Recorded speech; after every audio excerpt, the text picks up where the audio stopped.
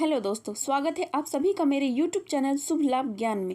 दोस्तों, अगर आप भी अपने जीवन में कुछ नया सीखना चाहते हैं तो चैनल को सब्सक्राइब जरूर करें, साथ ही वीडियो को लाइक करें। दोस्तों, भगवान श्री हरि विष्णु भगवान की कृपा आपके और आपके परिवार पर सदैव बनी रहे।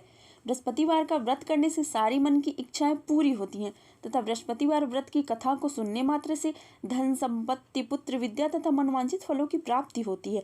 इस व्रत में केले के वृक्ष का पूजन होता है तथा प्रसाद के रूप में गुड़ और चने का भोग लगाया जाता है। पूजन और कथा के समय तन, मन, क्रम, वचन से शुद्ध होकर जो इच्छा हो बृहस्पति देव से प्रार्थना करनी चाहिए। भक्तों की इच्छाओं को बृहस्पति देव अवश्य पूर्ण करते हैं, ऐसा मन में दृढ़ विश्वास रखना चाहिए। दोस्तों, बृहस्पतिवार व्रत कथा सुनने से पहले मेरे चैनल को सब्सक्राइब करें, साथ ही बेल आइकन को प्रेस कर दें ताकि आने वाली नई वीडियोस की जानकारी आप तक पहले पहुंच सके। भारतवर्ष में एक राजा राज्य करता था। वह बड़ा प्रतापी और दानी था। वह नित्य गरीबों और ब्राह्मणों की सहायता करता था। यह बात उसकी रानी को अच्छी नहीं लगती थी। वह ना ही गरीबों को दान देती थी, ना ही भगवान का पूजन करती थी और राजा को भी दान देने से मना किया करती थी। एक दिन राजा शिकार खेलने वन को गए हुए थे तो रानी महल में अकेली थी। उस समय बृहस्पति देव साधु के वेश में राजा के महल में भिक्षा लेने के लिए गए।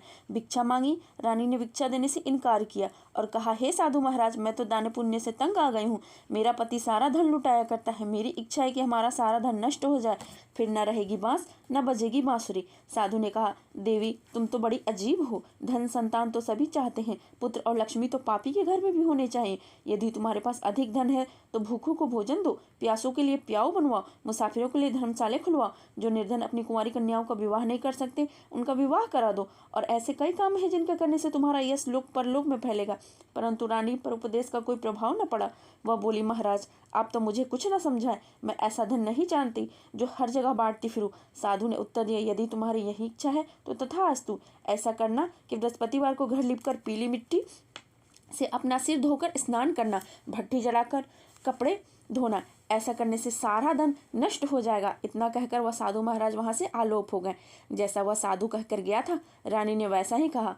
6 बृहस्पतिवार ही बीते थे, उसका सारा समस्त धन नष्ट हो गया और भोजन के लिए दोनों तरसने लगे, संसारिक भोगों से दुखी रहने लगे। तब वह राजा रानी से कहने लगा, तुम यहाँ पर रहो, मैं दूसरे देश में जाऊं, क्योंकि यहाँ पर सभी मनुष्य मुझे जानते हैं, इसलिए कोई भी कार्य नहीं कर सकता। देश चोरी परदेश भिक्षा बराबर है। ऐसा कहकर राजा परदेश चला गया। वहां जंगल को जाता और लकड़ी काट कर लाता और शहर में बेचता। इस तरह जीवन व्यतीत करने लगा। एक दिन दुखी होकर जंगल में एक पेड़ के नीचे आसन जमा कर बैठ गया। अपनी दशा को याद करके व्याकुल होने लगा। बृहस्पतिवार का दिन था। एक दिन उसने देखा कि निर्जन वन में एक साधु प्रकट हुए। वह साधु वेश में स्वयं बृहस्पति देवता थे। लकड़हारे के सामने आकर बोले, हे लकड़हारे, इस सुनसान जंगल में तुम चिंतामग्न क्यों बैठा है? लकड़हारे ने दोनों हाथ जोड़कर प्रणाम किया। उत्तर दिया, महात्मा जी, यह सब कुछ जानते हैं, मैं क्या कहूँ। यह कहकर रोने लगा। साधु को आत्मकथा सुनाई। महात्मा जी ने कहा, तुम्हारी स्त्री तो बृहस्पतिवार के दिन वीर भगवान का निरादन किया है, जिसके कारण रुष्ट होकर तुम्हारी यह दशा कर दी। अब तुम चिंता को दूर करके मेरे कहने पे चलो तो मैं तुम्हारे सभी कष्टों को दूर कर दूंगा और भगवान पहले से भी अधिक संपत्ति देंगे। तुम बृहस्पतिवार के दिन कथा किया करो। 2 पैसे के चने मुनक्का मंगाकर उसका प्रसाद बनाओ और शुद्ध जल से लोटे में शक्कर मिलाकर अमृत तैयार करो। कथा के पश्चात उसके सारे परिवार को सुनने वाले और प्रेमियों में अमृत और प्रसाद बांटकर आप भी ग्रहण किया करो। ऐसा करने से भगवान तुम्हारी सभी मनोकामनाएं पूरी करेंगे। साधु के ऐसा वचन सुनकर लकड़हारा बोला, हे प्रभु, मुझे लकड़ी बेचकर इतना पैसा नहीं मिलता जिससे भोजन करने के उपरांत कुछ बचा सकूं। मैंने रात्रि में अपनी स्त्री को व्याकुल देखा है। मेरे पास कुछ भी नहीं जिससे उसकी खबर मंगा सकूं। साधु ने कहा, हे लकड़हारे, तुम किसी भी बात की चिंता मत करो। बृहस्पतिवार के दिन तुम रोजाना की तरह लकड़ियां लेकर शहर को जाओ। तुम्हें रोज से दुगना धन प्राप्त होगा, जिससे तुम भली भांति भोजन कर सकोगे और बृहस्पति देव की पूजा का सामान भी आ जाएगा। इतना कहकर वहां से साधु अंतर ध्यान हो गए। बृहस्पतिवार का दिन आया। लकड़हारा जंगल से लकड़ी काटकर किसी भी शहर को बेचने गया। उस दिन से अधिक पैसा मिला। राजा ने चना गुड़ आदि लाकर गुरुवार का व्रत किया। उस दिन से सभी क्लेश दूर हुए, परंतु जब दोबारा गुरुवार का दिन आया तो बृहस्पतिवार का व्रत करना भूल गया। इस कारण बृहस्पति भगवान नाराज हो गए। उस दिन से उस नगर के राजा ने विशाल यज्ञ का आयोजन किया था तथा शहर शहर में यह घोषणा करा दी, कोई भी मनुष्य अपने घर में भोजन न बनावे, न आग जलावे, समस्त जनता मेरे यहाँ भोजन करने आवे।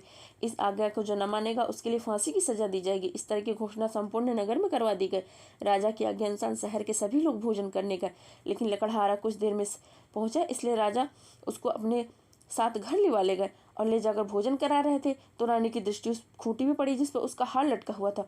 वो वहाँ पर दिखाई न दिया। रानी ने निश्चय किया, मेरा हार इस मनुष्य ने चुरा लिया है। उसी समय पुलिस को बुलाकर उसने जेल खाने में डलवा दिया।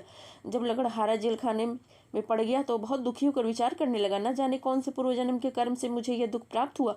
और उसी साधु को याद करने लगा जो कि जंगल में मिला था। उसी समय तत्काल बृहस्पति देव साधु के रूप में प्रकट हुए और उसकी दशा को देखकर कहने लगे, अरे मूर्ख, तूने बृहस्पति देव की कथा नहीं करी, इस कारण तुझे दुख प्राप्त हुआ है। अब चिंता मत कर, बृहस्पतिवार के दिन जेल खाने के दरवाजे पे 4 पैसे पड़े मिलेंगे, उससे तू बृहस्पति देव की पूजा करना, तेरे सभी कष्ट दूर हो जाएंगे।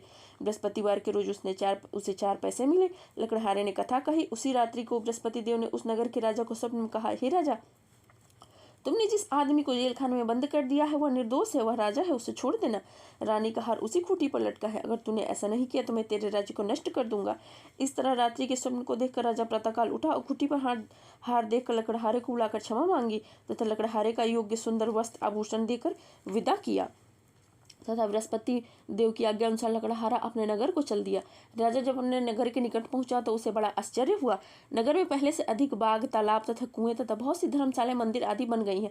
राजा ने पूछा, यह किसका बाग और धर्मशाला है? तब नगर के सब लोग कहने लगे, ये सब रानी और बांदी के हैं। तो राजा को आश्चर्य हुआ और गुस्सा भी आया। जब रानी ने यह खबर सुनी कि राजा आ रहे हैं तो उसने बांदी से कहा, हे दासी, यह देख, राजा हमको कितनी बुरी हालत में छोड़ गए थे। हमारी ऐसी हालत देखकर वह लौट न जाए, इसीलिए तू दरवाजे पे खड़ी हो जा। आज्ञा अनुसार दासी दरवाजे पर खड़ी हो गई। राजा आए तो उन्हें अपने साथ लिवा लाई। तब राजा ने क्रोध करके अपनी रानी से पूछा, यह धन तुम्हें कैसे प्राप्त हुआ? तब उसने कहा, हमें यह सब धन बृहस्पति देव के व्रत के प्रभाव से प्राप्त हुआ है। राजा ने निश्चय किया, 7 रोज बाद तो सभी बृहस्पति देव का पूजन करते हैं, परंतु मैं रोजाना के दिन में 3 बार कहानी कहा करूंगा, यह रोज व्रत किया करूंगा। अब हर समय राजा ने दुपट्टे में चने की दाल बांधी रहती और दिन में 3 बार कहानी कहता। एक रोज राजा ने विचार किया, चलो अपनी बहन के यहाँ हो जावे। एक दिन इस तरह का निश्चय कर राजा घोड़े पर सवार होकर अपनी बहन के यहाँ को गया। मार्ग में उसने देखा कुछ आदमी एक मुर्दे को लिए जा रहे हैं। उसे रोककर राजा कहने लगा, अरे भाइयों, मेरी बृहस्पति देव की कहानी सुन लो। तो वे बोले, हमारा तो आदमी मर गया है, इसको अपनी कथा की पड़ी है। परंतु कुछ आदमी बोले, अच्छा कहो, हम तुम्हारी कथा भी सुनेंगे। राजा ने दाल निकाली और जब कथा आधी हुई मुर्दा हिलने लग गया और जब कथा समाप्त हो गई राम राम करके मनुष्य उठ खड़ा हुआ। आगे मार्ग में उसे एक किसान हल चलाता मिला। राजा ने उसे देखा, उससे बोला, अरे भैया, तुम मेरी बृहस्पतिवार की कथा सुन लो। किसान बोला, जब तक मैं तेरी कथा सुनूंगा तब तक 4 हरैया जोत लूंगा, जा अपनी कथा किसी और को सुनाना। इस तरह राजा आगे चलने लगा। राजा के हटते ही बैल पछाड़ खा के गिर गए। उनके पेट में बड़ी ही जोर का दर्द होने लगा। उस समय उसकी माँ रोटी लेकर आई। उसने यह देखा तो अपने पुत्र से सब हाल पूछा। बेटे ने सभी हाल कह दिया तो बुढ़िया दौड़ी दौड़ी उस घुड़सवार के पास गई। उससे बोली, मैं तेरी कथा सुनूंगी, तू अपनी कथा मेरी खेत पर चलकर ही कहना। राजा ने बुढ़िया के खेत पर जाकर कथा कही, जिससे सुनते ही वह बैल उठ खड़े हुए। किसान के पेट का दर्द बंद हो गया। राजा अपनी बहन के घर पहुंचा। बहन ने भाई की खूब मेहमान नवाजी की। दूसरे रोज प्रातःकाल राजा जगा तो वह देखने लगा कि सब लोग भोजन कर रहे हैं। राजा ने अपनी बहन से कहा, ऐसा कोई मनुष्य जिसने भोजन नहीं किया हो मेरे बृहस्पतिवार की कथा सुन ले। बहन बोली, हे भैया, यह देश ऐसा ही है, पहले यहाँ लोग भोजन करते हैं, बाद में अन्य काम करते हैं। अगर कोई पड़ोस में हो तो देखाऊं। ऐसा कहकर वह देखने गई, परंतु कोई भी ऐसा व्यक्ति उसे न मिला जिससे वो भोजन न किया हो। वह कुम्हार के घर गई जिसका लड़का बीमार था। उसे मालूम हुआ उसके यहाँ 3 रोज से किसी ने भोजन नहीं किया है। रानी ने अपने भाई की कथा सुनने के लिए कुम्हार से कहा। वह तैयार हो गया। राजा ने जाकर बृहस्पतिवार की कथा कही, जिसको सुनकर उसका लड़का एकदम ठीक हो गया। अब तो राजा की प्रशंसा होने लगी। एक रोज राजा ने अपनी बहन से कहा, हे बहन, हम अपने घर को जाएंगे, तुम भी तैयार हो जाओ। राजा की बहन अपनी सास से कहा। सास ने कहा, हाँ चली जा, परंतु अपने लड़के को मत ले जाना, क्योंकि तेरे भाई के कोई औलाद नहीं है। बहन ने अपने भैया से कहा, भैया मैं तो चलूंगी, परंतु कोई बालक नहीं जाएगा। राजा बोला, कोई बात नहीं, बालक नहीं जाएगा तब तुम जाकर क्या करोगी? बड़े दुखी मन से राजा अपने नगर को लौट आया। राजा ने अपनी रानी से कहा, हम निर्वंशी राजा हैं, हमारा मुंह देखने का धर्म नहीं है, कुछ भोजन आदि नहीं किया। रानी बोली, है प्रभु, बृहस्पति देव ने हमें सब कुछ दिया है तो हमें औलाद अवश्य देंगे। उसी रात बृहस्पति देव ने राजा को स्वप्न में कहा, हे राजा, उठ, सभी सोच त्याग दे, तेरी नानी गर्भ से है। राजा को यह बात सुनकर बड़ी खुशी हुई। 9वें महीने में उसके गर्भ से एक सुंदर पुत्र पैदा हुआ। तब राजा बोला, हे रानी, स्त्री बिना भोजन के रह सकती है, बिना कहे नहीं रह सकती। जब मेरी बहन आवे तो तुम उससे कुछ ना कहना। रानी ने सुनकर हाँ कर दिया। जब राजा की बहन ने यह शुभ समाचार सुना तो बहुत खुश हुई तथा बधाई लेकर अपने भाई के यहाँ आई। तभी रानी ने कहा, घोड़ा चढ़कर तो नहीं आई, गधा चढ़ी आई। राजा की बहन बोली, भाभी मैं इस प्रकार ना कहती तो तुम्हें औलाद कैसे मिलती। बृहस्पति देव ऐसे ही हैं, जैसे जिसके मन में कामनाएं है सभी को पूर्ण करते हैं। जो सद्भावनापूर्ण बृहस्पतिवार का व्रत करता है, एवं कथा पढ़ता है अथवा सुनता है उसको और दूसरों को सुनाता है, बृहस्पति देव सदैव उसकी मनोकामना पूर्ण करते हैं। भगवान बृहस्पति देव सदैव उसकी रक्षा करते हैं। संसार में जो मनुष्य सद्भावना से भगवान का पूजन व्रत एवं सच्चे हृदय से करते हैं तो भगवान जी उनकी सभी मनोकामना पूर्ण करते हैं। जैसी सच्ची भावना से राजा और रानी ने उनकी कथा का गुणगान किया तो उनकी सभी इच्छाएं बृहस्पति देव ने पूर्ण की थी। इसलिए पूर्ण कथा सुनने के बाद प्रसाद लेकर जाना चाहिए। हृदय से उनका मनन करते हुए जयकार बोलना चाहिए। बोले श्री बृहस्पति भगवान की जय, श्री भगवान श्री हरि विष्णु भगवान जी की जय।